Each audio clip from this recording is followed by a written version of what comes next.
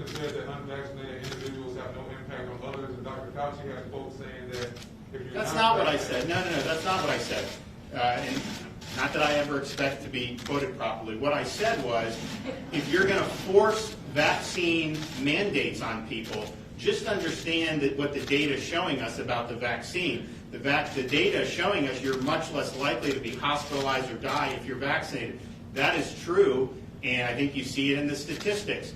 However, the vaccinations have not created herd immunity. And so if the idea is that having herd immunity, you force everyone to do this, and that will create herd immunity, that has not happened. It's still spreading. People who, I mean, obviously in Florida we're going down now, which is great, but that's not what the issue is it creating the herd immunity? Fauci also said if 50% were vaccinated, you would not see any surges anymore. Well, that isn't true. Look at, I mean, obviously the Sun Belt. Look at the Pacific Northwest. Look at Hawaii. Huge surges that you've seen. And so, but just understand what you're doing. If you're forcing somebody to show proof of this, to eat at a restaurant or to do basic tasks, go to the grocery store. There's some places around, if you look at some of these places that have really gone off the deep end, to say to go to the grocery store you should have to do that. So we're not doing that in Florida. But the theory behind it is that if you make it so, make everyone have to do this under penalty of law, that somehow you wouldn't have spread. And I think we just have to be honest about what it's doing and what it's not doing. We had hoped that if you had 50%, then you wouldn't have that. We had hoped you could build herd immunity that way, but that just hasn't happened. It's not happening in Israel. It didn't happen in the UK. It's not happening in the United States. It doesn't mean that there's not positive impacts, but the positive impacts is mostly reducing the vaccinated individual's chance of being severely ill. Also, I would say,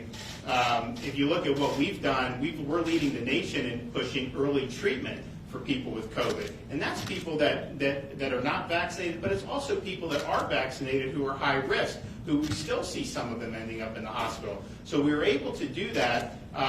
This has been available since December. We found that most of the people that were being admitted to hospitals, yes, most were not vaccinated, sure, but almost none of them got the monoclonal treatment, the antibody treatment, early on in their illness. And if they had done that, a lot of those people would not have done. So we've done stuff. We've done the one here in Polk County. It's seen 2,800 patients as administered treatments.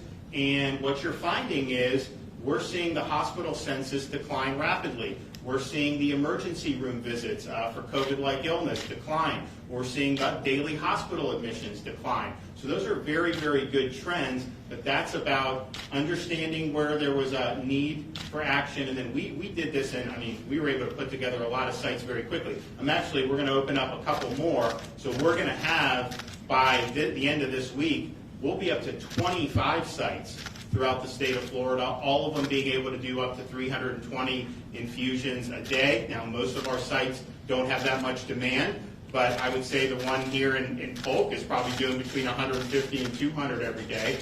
Some of the other ones, like Bonita Springs, they do 300 a day pretty consistently, and then others do around 100. But the point is that by doing that, getting it early, we're keeping thousands of people out of the hospitals, and that's obviously better for their health. It's saving lives for sure, because not everyone that gets admitted to the hospital recovers, and it's also helping relieving a burden on the healthcare system, because we had higher levels of COVID patients. Now that's going down, so we're going to keep this going in that direction.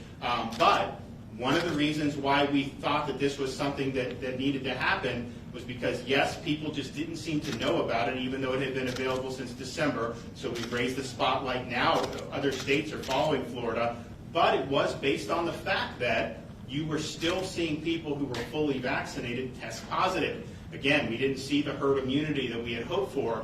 And so in that situation, and we've already had great testimonials about this, very elderly people who've been fully vaccinated for months get COVID, are symptomatic, and then they get the infusion, and either they stay out of the hospital. Some of them do get admitted, but I can tell you, we've had a number of these folks who get discharged, and the doctors are saying, had you not gotten the monoclonal, you probably wouldn't be getting discharged right now. So it's been a big success, and it's something that we're going to continue to do, but it is something that we recognize that this stuff, people were testing positive, both vaccinated and unvaccinated. And so in terms of hoping to just get herd immunity and all of a sudden, that has not happened anywhere yet in our country or in some of our other countries, particularly those that have been highly vaxxed. So you got to look at the data and you got to make judgments on the basis of that. But I think we feel the real need with what we did with the monoclonals. All right, folks, thank you so much for joining us here at Golden State Times. If you're new to the channel, we encourage you to subscribe by clicking that middle button. Also, check out our previous video by clicking the video on the right, or a video you might enjoy by clicking the video on the left. Also, don't forget to click the thumbs up button and share this video on social media. Peace.